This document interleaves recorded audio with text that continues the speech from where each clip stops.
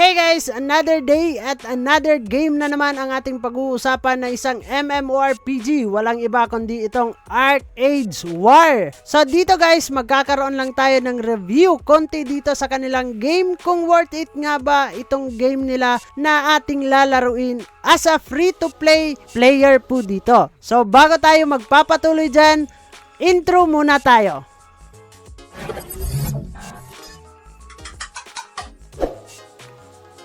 So ngayon guys, naglalaro nga tayo dito sa ArcheAge War sa ngayon, no? So honestly guys, mixed feelings tayo dito sa ngayon, no? So maganda siya, malaki yung world, pero tanong, solid nga ba itong laruin? Para sa inyo, solid nga ba itong game na to? So sa video na to guys, pag-uusapan natin lahat from gameplay, PvP, hanggang sa pinaka-controversial na monetization po niya. So first impression po natin dito, unang bukas pa lang ng game, mapapansin mo agad ang ganda ng kanyang graphics.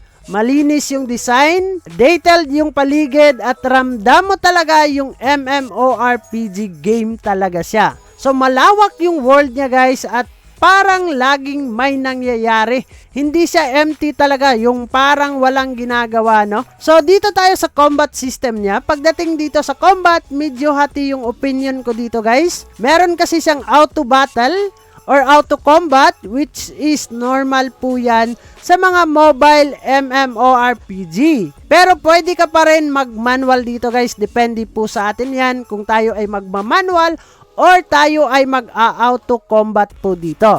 So dito naman tayo sa PvP, mas nagiging interesting siya. Kailangan mo pa rin mag-isip, timing, skills, at positioning po dito.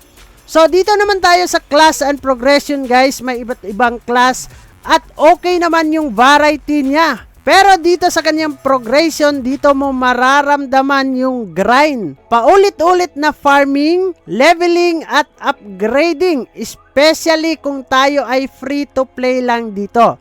So dito naman sa kanyang PvP guys, ito yung pinakasulit na part ng game. Massive guild wars, cast siege, at sobrang daming players sa isang laban po daw dito sa kanilang PvP. Dito mo talaga mararamdaman yung war ng laro guys, no? Yung larong-laro ka talaga pagdating dito sa mga ganitong game. And then dito sa kanilang bosses and PvE, sa PvE naman guys, okay din siya, lalo na sa world bosses. Malalaki, chaotic, at kailangan ng teamwork po dito. Pero minsan nagiging paunahan na lang sa damage yung nagagawa po dito. Sa open world exploration, gusto ko rin yung open world aspect niya. May land, may dagat, may exploration, hindi ka nakakulong sa isang area lamang. So pagdating naman dito sa monetization guys, okay, real talk tayo, medyo heavy and pay to win po yung larong game na to. Sa pagdating naman sa free-to-play ka, mas mabagal ang progress mo dito. At sa PvP, mapapansin mo talaga yung gap ng mga gumagastos at hindi. Mas malakas yung gumagastos kaysa yung mga free-to-player lang dito. Siyempre, meron tayong pros and cons po dito.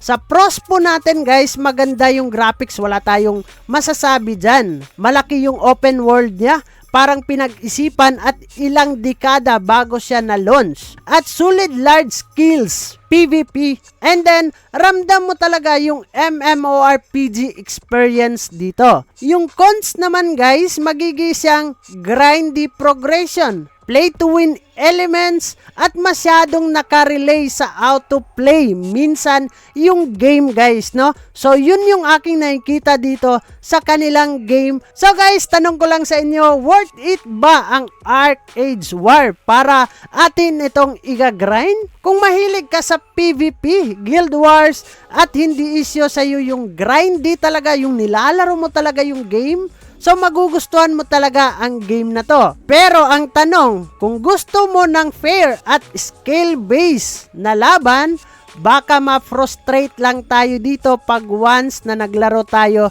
dito sa ArcheAge War. So, yun yung ating fully review guys dito sa ating ArcheAge War. Ikaw, anong experience mo dito sa game? Sulit ba or pass tayo dito guys? Honestly lang guys, comment down below. para malaman natin kung kayo ba ay mag-i-enjoy dito sa game na to. So guys, kung gusto niyo pa ng mga ganitong content, like and subscribe at kita-kits tayo in the next video guys. So dyan na muna kayo, ingat kayong lahat guys and bye-bye!